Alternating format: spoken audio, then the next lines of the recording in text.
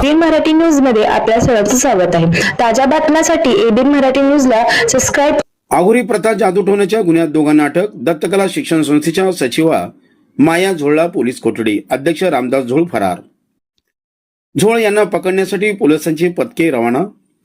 राज्यभरात प्रचंड खळबळ उडून देणाऱ्या बंधुबाबा मनोहर भोसले प्रकरणात सोलापूर ग्रामीण पोलिसांच्या विशेष तपास पथकाला SIT मोठे यश मिळाले असून पुणे जिल्ह्यातील स्वामी चिंचोली तालुका दौंड येथील दत्तकला शिक्षण संस्थेची सचिव माया रामदास झोळ यांच्यासह राजेंद्र हुंबे, लक्ष्मीकांत लिगाडे या इतर 2 साथीदारांना न्यायालयाने 21 ऑगस्ट 2026 पर्यंत पोलीस कोठडी सुनावली आहे।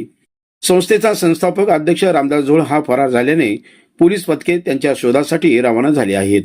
कुर्डुवाडी पोलीस ठाण्यात दाखल असलेल्या गुन्हा नोंद क्रमांक 192/2026 नुसार भारतीय न्याय संहिता BNS कलम 318/2, 318/4, 4-5, वाढीव कलम 111/2 ब सह महाराष्ट्र नरबळी आणि इतर अमानुष, अनिष्ट व अघोरी प्रथा व जादूटोणा प्रतिबंधक अधिनियम कलम 3/2 आणि 3/3 अन्वये 23 एप्रिल 2026 रोजी हा गुन्हा दाखल करण्यात आला होता।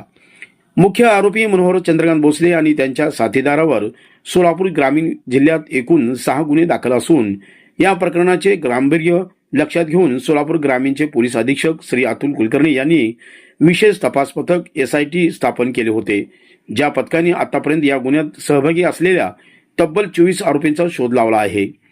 तपास दरम्यान आघोरी प्रथा आणि फसवणुकीतून मनोहर भोसले याला मिळालेल्या अवैध पैशांची विल्हेवाट लावण्यात दत्तकला शिक्षण संस्थेचे संस्थापक अध्यक्ष रामदास झोळ यांचा थेट सहभाग असल्याचे निष्पन्न झाले आहे।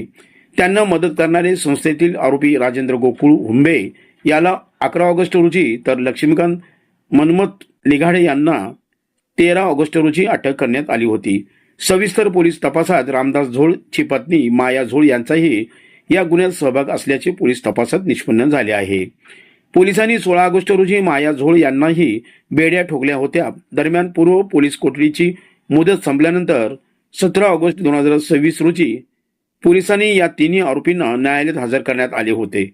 पुढील तपासासाठी पोलीस कोठडीची मागणी केली असता न्यायालयाने या गुन्ह्याचे गांभीर्य पाहता तिघांनाही 21 ऑगस्ट 2026 पर्यंत पोलीस कोठडी रिमांड मंजूर केली आहे।